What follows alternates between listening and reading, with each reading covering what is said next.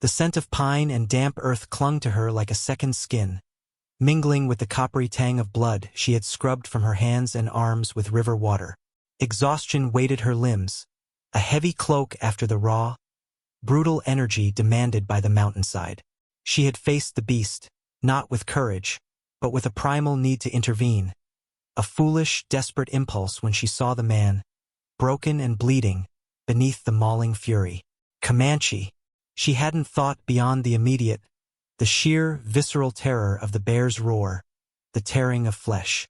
She had used the only weapon she possessed, not her empty rifle, but a large, splintered branch, striking blindly, uselessly, driven by something she couldn't name. It had been enough, miraculously, to distract the enraged animal for precious seconds, allowing the warrior a desperate roll away, a chance to crawl towards a narrow crevice while she, heart hammering against her ribs like a trapped bird, scrambled uphill. The bear had chosen the easier prey, the wounded man, but her momentary distraction had cost it. The warrior had found his refuge, and the bear, frustrated, had eventually retreated, leaving silence and the terrible sound of ragged breathing. She had waited, hidden, until the forest floor was still again, then crept down, offering water, crude bandages torn from her own clothes, a shared silence that spoke volumes in the aftermath of violence. He was young, she saw now, beneath the paint and the grimace of pain, his leg badly torn. She had done what she could, simple skills learned from a life lived hard. Then, with a nod that felt impossibly ancient and significant, she had left him to the wilderness that was his home, her own distant cabin drawing her like a weak magnet. She had expected only the familiar, quiet emptiness upon her return, the small, rough-hewn structure that was both sanctuary and prison, the few threadbare comforts, the endless, solitary chores. Instead, she stopped dead at the edge of the clearing, her breath catching in her throat. They were there, a group of them, maybe 10 or 12 warriors, mounted, their faces impassive, eyes dark and steady, fixed upon her. Their horses stood silent, tails occasionally swishing, a stark tableau against the backdrop of the wild, indifferent mountains. They weren't threatening, not overtly. They simply were, present, waiting. Fear, cold and sharp, pierced through her exhaustion. Comanche had passed through these lands before, sometimes ignoring her solitary existence, sometimes demanding passage or supplies with quiet authority. But they had never waited at her home, never like this in absolute, unnerving silence. Her gaze swept over them, searching, and landed on one figure slumped slightly on his horse, leg bandaged clumsily, face pale beneath the tan. The warrior, the one she had saved. He met her eyes across the distance, his expression unreadable.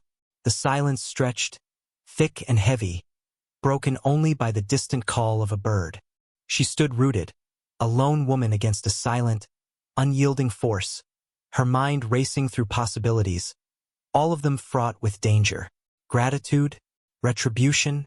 She didn't know the ways of his people, only the stories, often cruel, whispered in the fearful settlements far below.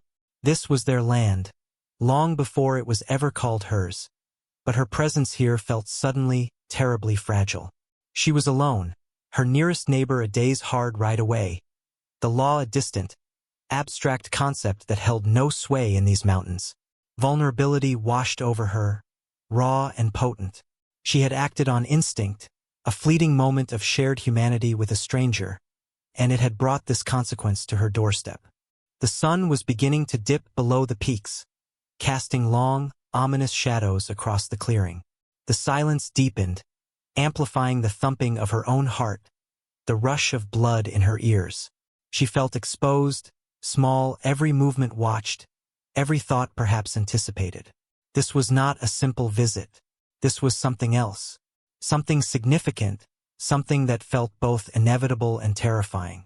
She forced herself to move, one slow, deliberate step after another, towards her cabin, towards the silent men who waited. Days bled into nights, marked only by the sun's passage and the changing duties of survival. The Comanche remained. They camped just outside the clearing, their presence a constant, silent weight. They made no demands, took nothing that was not offered, yet they were undeniably there. Their stoicism was unnerving. She learned to ignore the watchful eyes as she went about her meager tasks, checking her snares, tending her small patch of wilting vegetables, chopping wood, fetching water from the stream. She spoke no word to them, nor they to her. Communication existed only in the slight shifts of gaze, the subtle movements of hands, the shared space under the vast, indifferent sky. The wounded warrior, the one she had pulled from the bear's maw, seemed to be recovering slowly. She saw others helping him, quiet ministrations that spoke of deep bonds. She left a small pot of her simple stew, mostly roots and thin broth, near their camp one evening. It disappeared by morning. A silent acknowledgement? She didn't know. Her fear began to subside, replaced by a wary curiosity, a reluctant observation. They were disciplined. They moved with a quiet grace, their horses expertly handled. They were a part of the landscape, blending into the shadows, appearing and disappearing with an unsettling naturalness. Her internal monologue was a constant stream, a desperate attempt to understand, to anticipate. Why are they here? What do they want? Are they waiting for him to heal? The questions echoed in the silence of her cabin, unanswered. She found herself watching the wounded warrior. He sat sometimes by the edge of the camp, observing her with the same intense, unreadable gaze as the others, yet somehow different. There was no hostility in his eyes, only a quiet presence. She saw him wince with pain, saw the effort it took him to move. Once, she found a small, perfectly carved wooden bird left on her doorstep. It was simple, elegant, a silent offering. Her fingers traced its smooth surface, a wave of unexpected emotion washing over her. It was the first tangible sign that her act had been recognized, understood, perhaps even valued, beyond the immediate moment of survival. The vulnerability she had felt earlier began to twist into something else, not fear, but a strange, hesitant connection forged in the crucible of shared hardship and the abrupt intrusion of violence into the wilderness peace. She was no longer just a solitary woman observed. She was the woman who had intervened, who had shown a scrap of mercy in a world that rarely offered it. Her life was still hard, the land still demanding, but their presence had altered the rhythm of her days. She slept lighter, woke earlier, her senses heightened. She noticed things she hadn't before: the subtle shifts in the wind, the distant cries of animals, the way the light changed on the mountains. She felt watched, yes, but also, strangely, less alone. The vast, empty landscape that had always mirrored her own solitude now held other lives, other movements, other silent stories. She continued her work, her movements economical and practiced. She felt their eyes on her as she split wood, the axe biting deep into the logs, sweat beading on her brow. She did not play axe strength. This was simply how she lived. Perhaps that, too, was a form of communication, a silent declaration of her own resilience in this unforgiving place. The air grew colder as autumn approached, the leaves on the aspens turning a brilliant gold. The time felt finite, their stay temporary. The tension remained, a taut wire strung between her world and theirs, but it was no longer solely the tension of fear. It was the tension of the unknown, of possibilities she hadn't dared to consider before. She would not ask why they stayed. She would wait, as they waited, for the silence to break, for the purpose of their vigil to reveal itself. The air grew sharp, carrying the first hint of winter's coming bite. The silent vigil continued, but the dynamics within the clearing had subtly shifted. The wounded warrior, 2 eagles. She learned his name one evening from a soft-spoken elder who approached her fire with a silent offering of dried berries, was stronger now. He could walk, albeit with a limp, his movements regaining their fluidity. He spent more time observing her, not with the collective, impassive gaze of the others, but with an individual focus that made her skin prickle. She, in turn, found herself watching him, noting the quiet strength in his frame, the way his eyes seemed to absorb the world around him. Trust, a fragile, unspoken thing, was beginning to take root.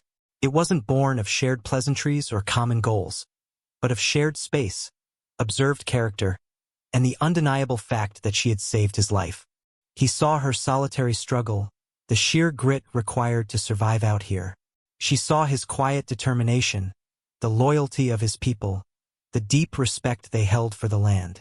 One afternoon, as she struggled to roll a heavy log towards her woodpile, 2 eagles emerged from the treeline. He didn't ask, didn't speak.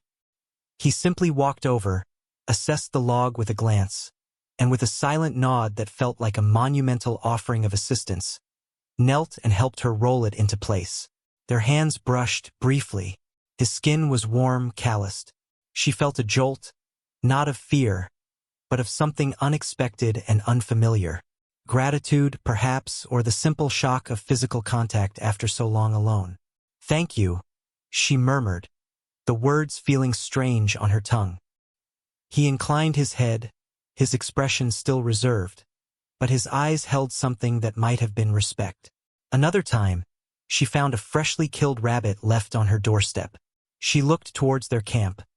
2 eagles met her gaze from a distance, a faint, almost imperceptible acknowledgement in his eyes. These small acts, these silent exchanges, were building a bridge across the cultural chasm, a testament to the shared language of need and aid. Her internal landscape was shifting. The stark peaks and valleys of her solitude were being softened by the unexpected presence of others, by the dawning realization that connection could appear in the most unlikely of forms. Then the external threat arrived. 3 white men rode into the clearing late one afternoon. They were trappers, rough-looking and smelling of whiskey and unwashed hides. They saw the Comanche camp, and their faces hardened. They saw her, a woman alone, and their eyes gleamed with something ugly and possessive. "Well now, what have we here?" the biggest one drawled, dismounting slowly, his hand resting on the butt of his pistol. "Didn't know this piece of land had a skirt on it. And company, too. Redskin company," he spat, the sound deliberately contemptuous. Fear, sharp and visceral, returned. These were the men of the settlements, the kind who took what they wanted, who held no respect for anything or anyone outside their own brutal world. Her gaze flickered towards the Comanche camp. They were rising, moving silently, their faces like stone. 2 eagles was among them, his hand now gripping the bow he carried. The air grew taut with unspoken threat, a standoff between 2 worlds, her small cabin caught in the middle. The trapper took a step towards her, a leering smile on his face. "Maybe you need some real protection, ma'am. From us," his eyes flicked towards the Comanche. "Or from them," the insult hung in the air, heavy and dangerous. This was the moment. The silence that had defined the past days was about to break. Not with words, but with violence.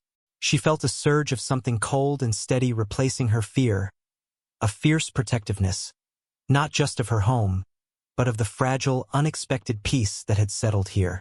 She straightened, meeting the trapper's gaze. Her voice, though low, carried the weight of the mountains themselves. "They are not here to harm me." It was a small defiance, but it was enough. The tension snapped. The trapper, emboldened by whiskey and arrogance, lunged towards her. But before he could take 2 steps, the air was filled with the whisper of arrows. Not aimed at the men, not yet, but striking the ground inches from their feet. A chillingly precise warning. The trappers froze, their bravado evaporating under the silent, deadly efficiency of the Comanche warriors. The largest trapper scrambled back, fumbling for his gun. 2 eagles stepped forward, his limp less pronounced now, his presence commanding. He didn't speak English, but his posture, the steady aim of his bow, spoke a universal language. The other warriors fanned out, blocking the trapper's path, cutting off any route towards the cabin or towards her. The trappers exchanged nervous glances. They were outnumbered, outmaneuvered, and facing warriors who knew this land intimately. After a long, tense moment, the leader of the trappers, his face pale, slowly raised his hands in a gesture of surrender, a grudging acknowledgement of defeat. All right, he muttered, his voice hoarse. "We're leaving." No trouble, they backed away slowly, keeping their eyes on the silent, formidable figures blocking their path, then turned and mounted their horses, riding out of the clearing at a speed that suggested their fear had finally caught up with them. The air slowly cleared, the silence returning, but it was a different silence now, one filled with the echo of averted violence and the quiet power of the Comanche. The warriors lowered their bows, their faces returning to their habitual impassivity. Yet there was a subtle shift in their collective stance, a relaxing of tension that spoke volumes. Two eagles held her gaze across the clearing. There was no need for words. He had understood the threat, understood her vulnerability, and he and his people had acted. Not just for him, perhaps, but for the unexpected connection that had formed, for the life she had saved. The next morning, the Comanche camp was stirring with a different kind of energy. They were preparing to leave. Horses were being packed, equipment gathered with quiet efficiency. The time had come. She watched from her cabin doorway, a mix of emotions swirling within her, relief that the external threat was gone, a strange pang of sadness at the departure of the silent figures who had become a part of her life, and a profound sense of gratitude. As they prepared to ride out, two eagles separated from the group. He rode towards her cabin, stopping a respectful distance away. He still said nothing, his face solemn. He reached into a leather pouch and pulled out a small, smooth stone, painted with simple, geometric designs. He held it out to her. She walked forward and took it, her fingers closing around the cool, smooth surface. It was a symbol she knew, a gift, an acknowledgement. "Thank you," she whispered again, the words feeling inadequate but necessary. He met her eyes, and in that moment, the reserve in his gaze softened, revealing a depth of understanding that transcended language. He gave a single, sharp nod, a gesture of respect, of farewell. Then he turned his horse and rode back to his group. One by one, the Comanche warriors mounted their horses. The elder who had spoken to her nodded respectfully. Two eagles gave her one last look, a long, steady gaze that imprinted itself on her memory. Then, as silently and deliberately as they had arrived, they rode out of the clearing, melting back into the vastness of the mountains, leaving only the quiet clearing, the faint scent of wood smoke, and the small, painted stone in her hand. She stood there for a long time, watching the empty space where they had been. She was alone again, but the solitude felt different. It was no longer a crushing weight, but a quiet canvas upon which the recent events were etched. She had faced fear, offered help, received unexpected protection, and witnessed the quiet strength of others. The experience had stripped away layers of her isolation, revealing a core of resilience she hadn't fully recognized. The mountains still loomed, vast and indifferent. The challenges of survival remained, but something within her had shifted. She was still vulnerable, yes, but she was no longer defined by it. She had connected, however briefly and silently, across an impossible divide. She had saved a life, and in doing so, her own had been irrevocably changed. The painted stone felt warm in her hand, a tangible reminder of the silent pact, the unexpected kindness, the quiet strength found in the wilderness. She was not the same woman who had scrambled up that mountainside days ago. She was stronger, her spirit tempered by the encounter, ready to face the coming winter, and whatever else the vast, silent land might hold. The silence was hers again, but it was filled now with the echoes of hoofbeats, the memory of watchful eyes, and the quiet certainty of her own enduring heart. She turned and walked back into her cabin, the small, painted stone clutched tightly in her hand, the future stretching out before her, uncertain but faced with a newfound, quiet dignity.